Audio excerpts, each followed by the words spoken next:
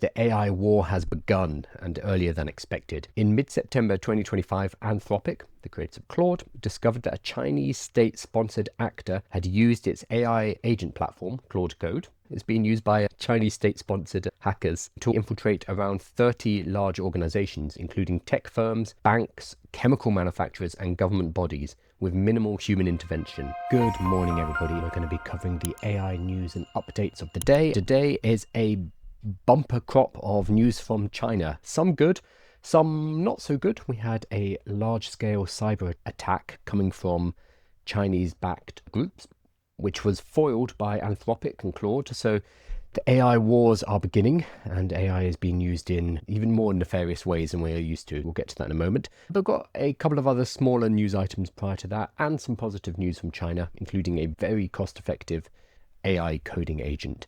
First up, though, let's have a look at GPT 5.1. ChatGPT version 5.1 came out 2 days ago. If you're in the UK, you probably had it yesterday on the 13th of November, because there's a bit of a delay. And the general response has been, yeah, it's fine. It's pretty good. This was always meant to be an incremental shift. So this wasn't 5 to 5.5 or 5 to 6 or anything like that. This is 5 to 5.1, which is a way of showing, hey, this is a smaller adjustment, not a large new feature release or anything like that. Even Sam Altman put out a tweet saying, yeah, I think it's quite good. He kept it muted. Smart, because previously with the release of GPT 5, he posted or tweeted that image of the Death Star and overblew it, and that did not go very well for him. So he has learned to tamper it down a bit. People have been pleasantly surprised, basically saying it's good in codecs. If you want to use it for coding, it's much better than it used to be. It's good in its thinking mode, and it will be more judicious in the amount of time and tokens it uses. It won't just answer you with a really long answer every single time. It will decide how much time and effort should be spent on your query and then give you an answer based on that, which is a really cool update. And people seem to like the personality. Now, this is incredibly subjective, but one of the big things that OpenAI have been trying to do over the last few months is balancing people who really liked 4.0, which was the model we had, I guess at the beginning of this year, and the people who like GPT 5. 4.0 tends to be more agreeable, more personable, more human, and it has led to some people forming bonds with their artificial intelligence. We looked at somebody who got married to ChatGPT yesterday in Japan, and OpenAI have been trying to shift away from that because it opens them up to legal charges, especially when it ends with people taking their own life or slipping into AI psychosis. This opens up liability for OpenAI. So OpenAI are like, we need to move away from that. When they did, a lot of people pushed back and said, what have you done to my ChatGPT? You've killed him or you've killed her. So they moved towards GPT 5, which was more boring, more like an AI, more like a computer. For the last few months, they've been trying to balance this impossible to balance dilemma of what people feel about their models, what kind of personality they want from their models. And GPT 5.1, the model that came out yesterday, seems to be their answer to that. They've made it warmer than GPT 5, but not as agreeable as GPT 4.0. So they're trying to go down the middle, and they gave us additional personality so that we can set how we want to interact with our AI. So it seems like a fine release. I shot a video yesterday reminding people that they're probably preparing for their 12 days of OpenAI, which they did last year. The 12 days of, was it 12 days of OpenAI or 12 days of ChatGPT? I forget. But basically like a Christmas or a Hanukkah type celebration where they drop big releases over 12 days. And that's when they released O3. They gave us Sora and they gave us something else. I forget what it was, but that was last year. They'll probably be doing something like that again in December, so I wouldn't be that surprised if they're holding back some of their big releases for that. In terms of evaluations, they did not give us any benchmarks when they released 5.1. Normally when you release a new model, you are shouting from the rooftops, oh, it's the smartest model, it's the best model, it's really good at coding, it's really good at creative writing, it did this well on humanity's last exam, etc. They did not do that this time. In fact, I've only just got some of the model evaluations and I've got them up on my screen. So from GPT 5 to GPT 5.1, the software engineering bench has gone from 72.8% to 76.3%. So that's a bump of, what's that, 5%? No, sorry, less than 5% of about 3%. Fine, good, nice. And then the other ones in mathematics, it's gone from 26.3% to 26.7%. So again, a little marginal increase. Across all of the different benchmarks, we're basically seeing the same thing with small improvements, but nothing exciting enough to become the basis of their marketing. I think they've probably played it quite well by giving us a model, not overplaying it and releasing it into the wild to see what we think. But you tell me what you think. I think it's perfectly fine. I'm seeing some people who really like it for coding. I'm seeing some people who really hate it because they don't like its personality. I'd love to hear what you guys think as well. Just hopping over to some questions, and then we're going to start talking about, I'll talk about Cursor, and then we'll talk about China. We've got some cool stuff from China, and we have some scary stuff as well. Abby says, can I ask a question? Of course you can ask a question. You can just ask. I'll pop back to it in a minute. Some big news from Cursor. Cursor is the development environment tool, a piece of software that you can use in coding. So it's a little bit different to something like Lovable, because Cursor is much more like traditional development software. In fact, it's based off VS Code, which is an IDE. It's a development environment that you build your code in. Cursor is one of many, including like Windsurf, Tub have some tools, but Cursor is probably the market leader in their niche, allowing us to use AI to code.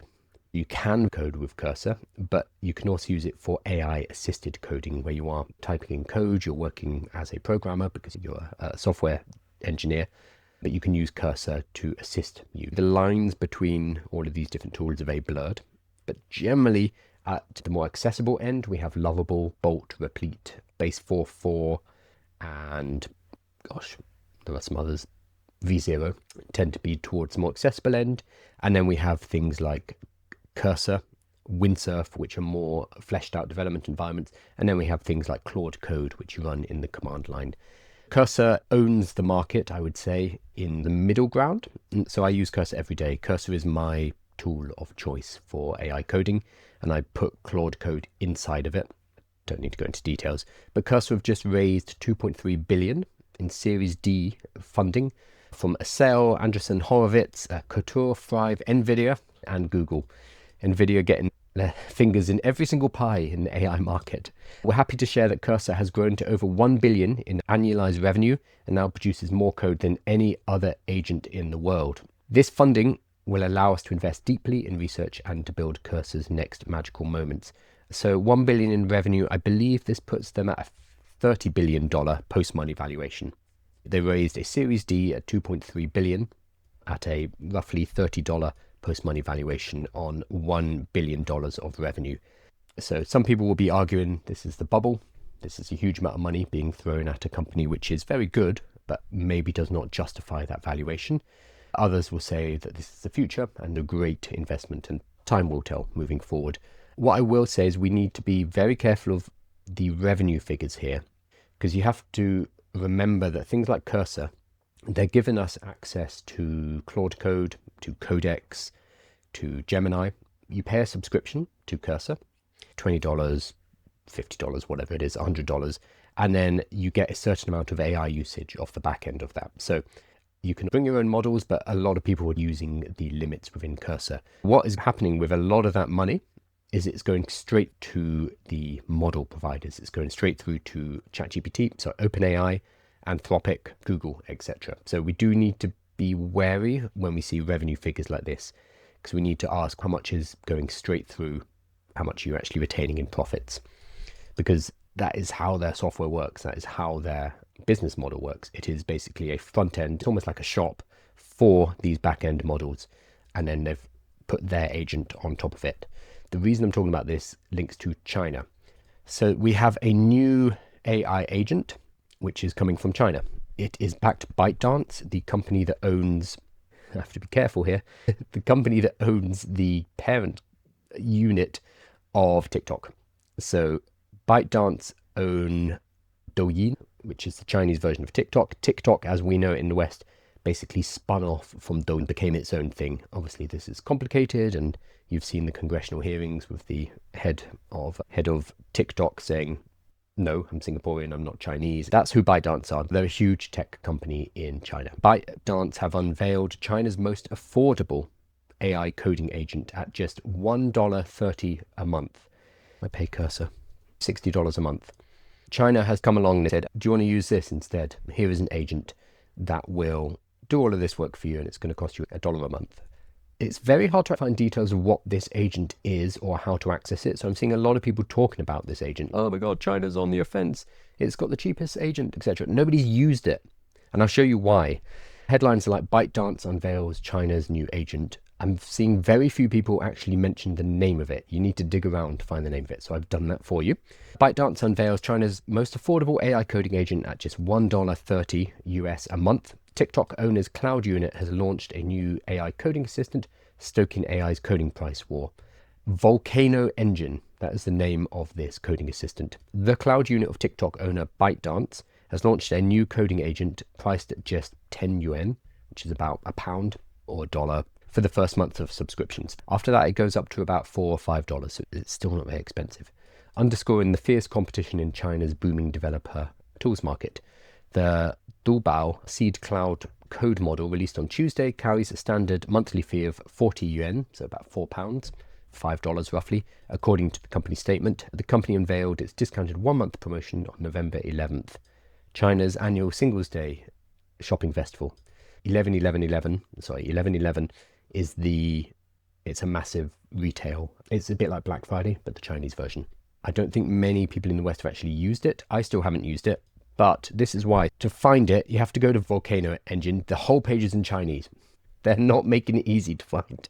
You have to come to this page, which is volcengine.com or Huashan Yinqing. And then you need to come to the coding plan, which is here. It's the Fangzhou coding plan. You need to scroll down through all of this Chinese. No, this isn't even it. This is a different, I've clicked on the wrong one. There we go, I found it. So the coding plan Lite. So this is Arc Coding Plan Lite. This has their Seed Cloud. It has access to Claude Code and Claude Pro.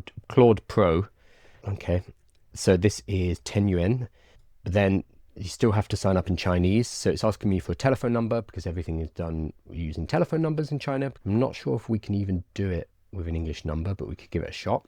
So there's a whole load of hoops you need to jump through. It is all in Chinese. What I might do is record a guide, translate this for everybody so that you can actually get access to this.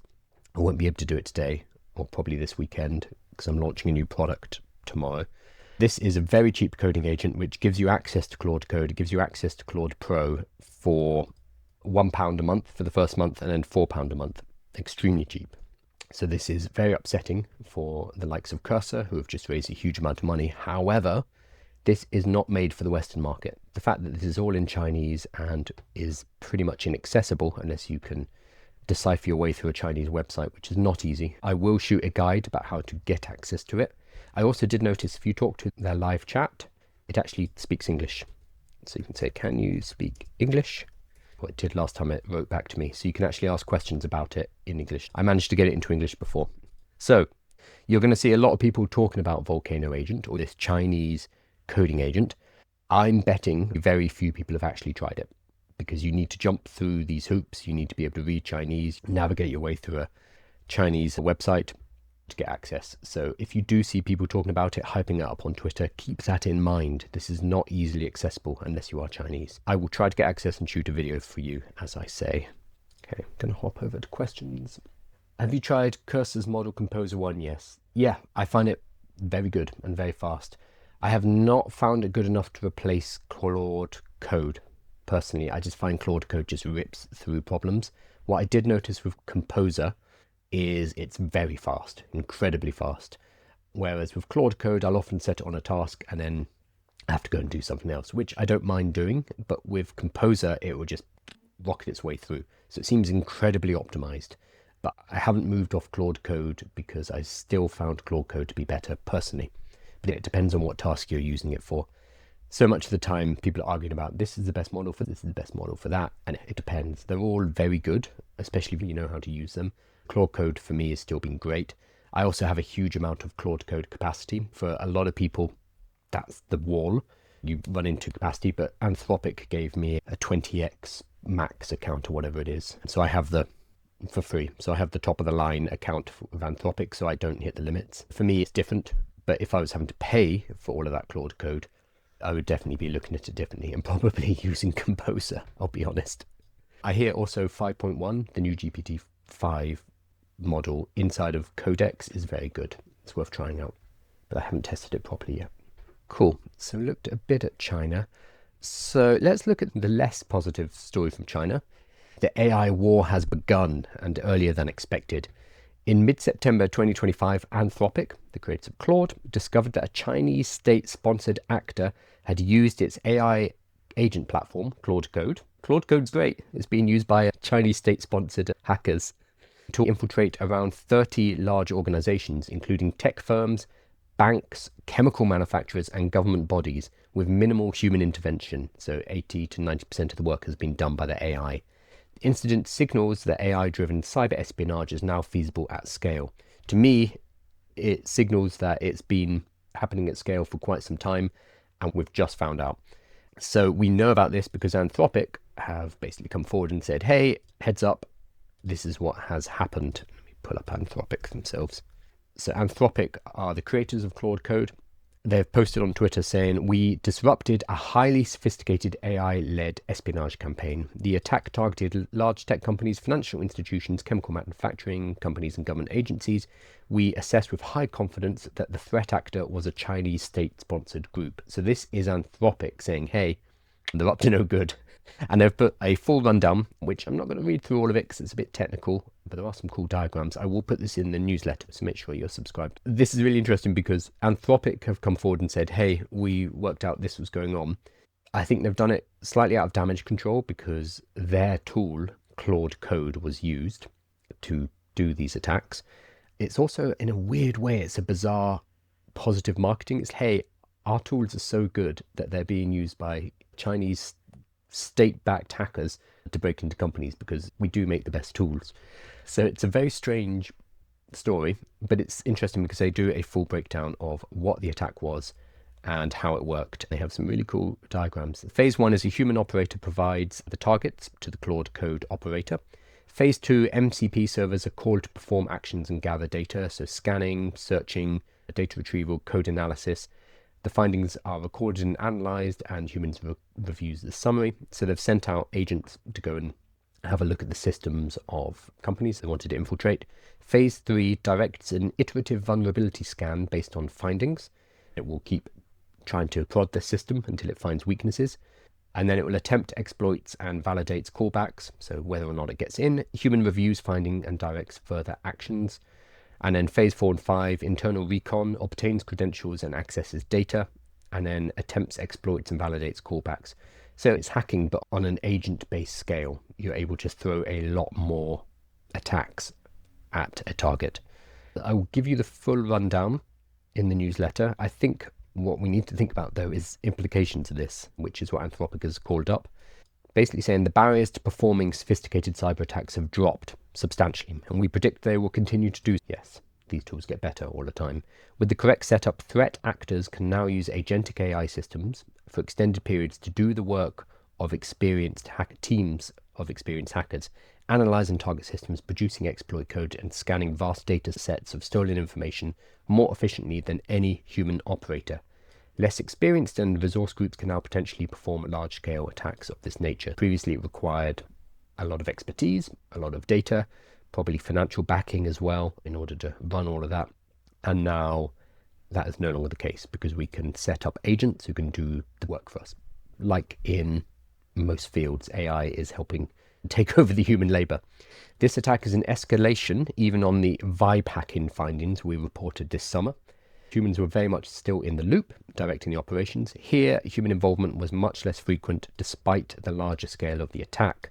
Although we only have visibility into Claude usage, this case study probably reflects consistent patterns of behavior across frontier AI models and demonstrates how threat actors are adapting their operations to exploit today's most advanced AI capabilities. This raises an important question. If AIs can be misused for cyber attacks at this scale, why continue to develop and release them? The answer is that the variabilities that allow Claude to be used in these attacks also make it crucial for cyber defense. I'm sure we made this argument with nuclear weapons, right? It's called escalation. When sophisticated cyber attacks inevitably occur, our goal is for Claude, into which we built strong safeguards, to assist cybersecurity professionals to detect, disrupt, and prepare for future versions of the attack. This argument doesn't really ring true to me because there are very few frontier level labs who are able to produce state-of-the-art models. So it is Anthropic and OpenAI and all of these labs who are putting these tools into people's hands. You cannot build these frontier level models at home by yourself. Chinese tech companies can build these models. A fundamental change has occurred in cybersecurity. We advise security teams to experiment with applying AI for defense in areas like security operations center automation, threat detection, vulnerability assessment, and incident response. We also advise developers to continue to invest in safeguards across the AI platforms to prevent adversarial misuse.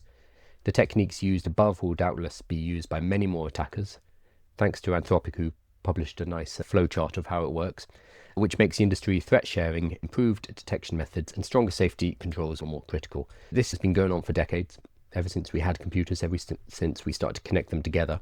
Hell, espionage has been going on for much longer than computers. The scale of everything ramps up, and the disparities between people who are using these techniques and people who are not. This is what AI is showing us all over the world, these widening gaps between users and non-users.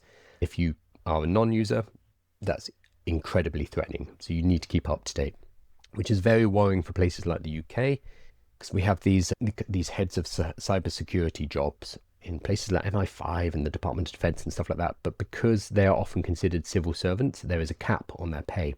So their pay will be £80,000 to £100,000, which is a decent salary in the It's a decent salary in the UK.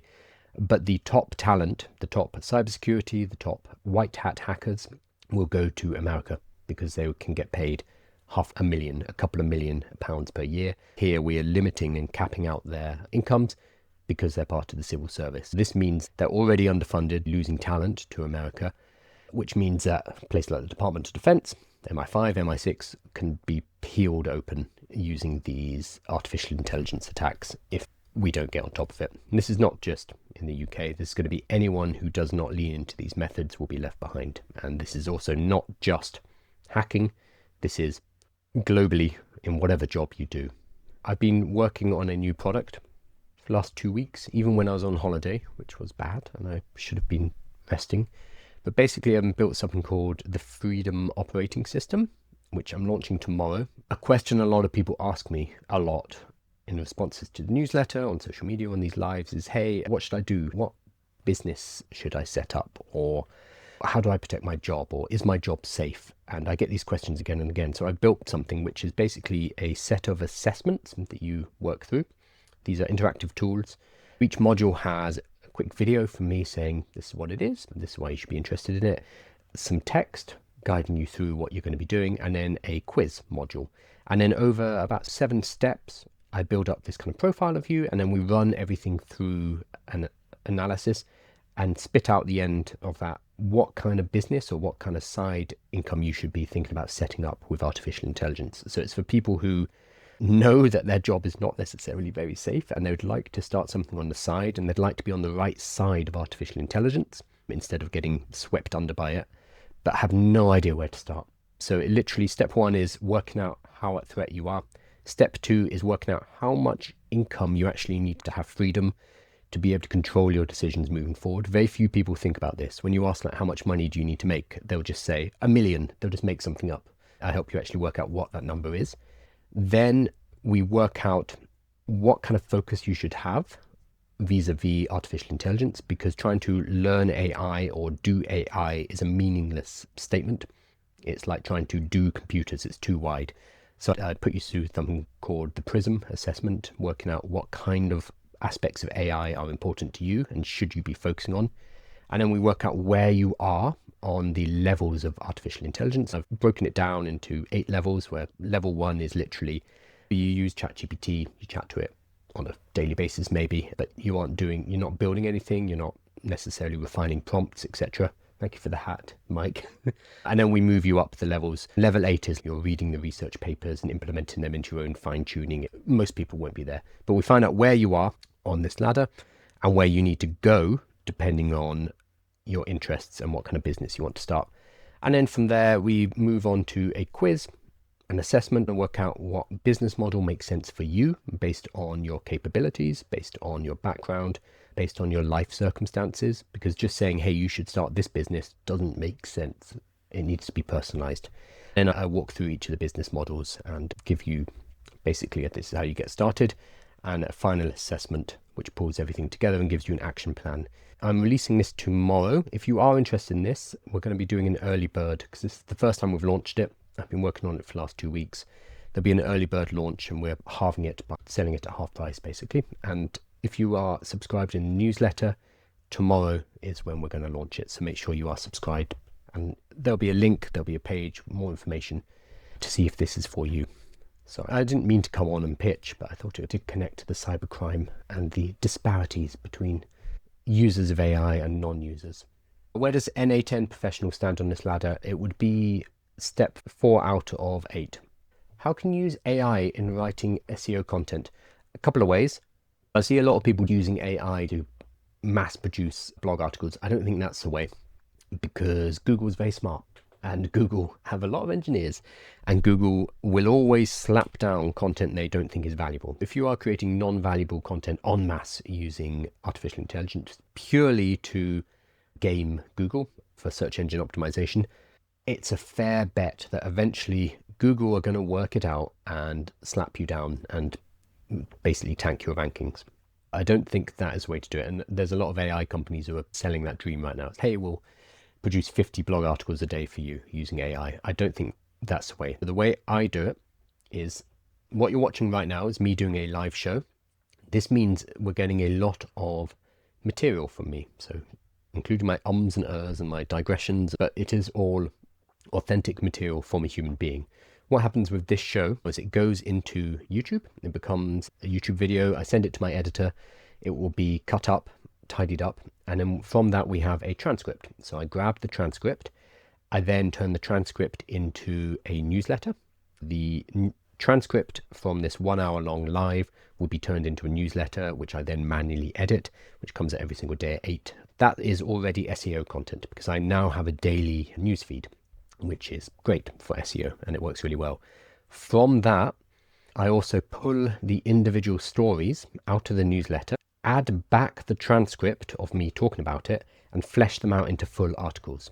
So the newsletter will have, let's say, 4 or 5 different stories. Each of those stories will have 300 words. I can then take my original transcript, throw it over to, I use GPT for this, flesh it out into a full SEO optimized article. And again, that is based on my original source material. So it makes it more human and less like it was just generated by an AI. So that's what I personally do.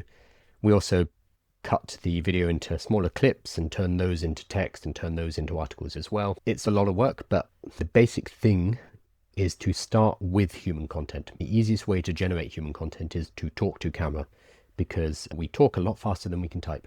So if I was trying to type out 10,000 words worth of text every single day, it would take me hours and hours. However, I can talk for an hour and that will give me something equivalent. I haven't actually counted. I should count. Should we do I'll do it live. Let me find a word count and throw one of my transcripts in and see what it comes out as. I'm quite interested to see how many words it is.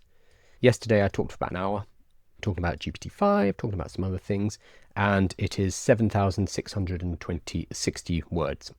So that gives you an idea. I could have sat down and wrote that, but it would have taken a long time, whereas I can speak it and that creates the source material for then repurposing into SEO content. That's how I recommend doing it. That's how I do it myself, and it works really well. I do not recommend just saying to AI, hey, ChatGPT, write me 20 blog articles for my website. It'll work for a little while, but it's going to bite you eventually. Do you use Gemini? Consumer Terms Service does not allow you to opt out of training if you want your chat history. I don't use Gemini. I used to use Gemini for coding. I play around with Gemini every once in a while when they release a new model. The only use case I found for Gemini was based on their much larger context window. It was really useful for certain tasks where you had to throw a huge amount of context at it, so coding tasks in particular. I also really like Notebook, which is based on Gemini, but as a kind of base level model, I don't really use Gemini. I was trying to use it yesterday to use Nano Banana to create graphics, the new product I'm putting out. Failed me, and I went back to ChatGPT and got much better results from DALL-E, which I was not expecting. Nano Banana got super hyped up and it was great initially, but it has this problem where it just can't change things. It will give you a result and you're like, okay, that's great, but can you change it this way? And it'd be like, yeah, absolutely. And it would just give you the same image again. Kept doing it. And it's like, I can't deal with this. For me personally, I don't use Gemini in any of my workflows. I just don't see the need because Claude is better at most things and ChatGPT fills up the rest of the gaps. Which business models do you run using AI? Me personally, gosh, a whole bunch, probably about 6 different things. So giving AI workshops to businesses, I charge about $2,000 per hour to go and give workshops to businesses, content, this kind of stuff. I use AI for scripting. I use AI for repurposing, like I just talked about, for generating SEO blog articles, for generating a newsletter. So that's another business model that comes in the form of sponsorships, comes in the form of leads for my business. Consulting, I don't do as much now. I just don't have time to do one-on-one stuff or individual stuff, but I used to do a lot of consulting, and again, AI helped with that. Product building, course building, I use AI every day in those, and also build AI-enabled products.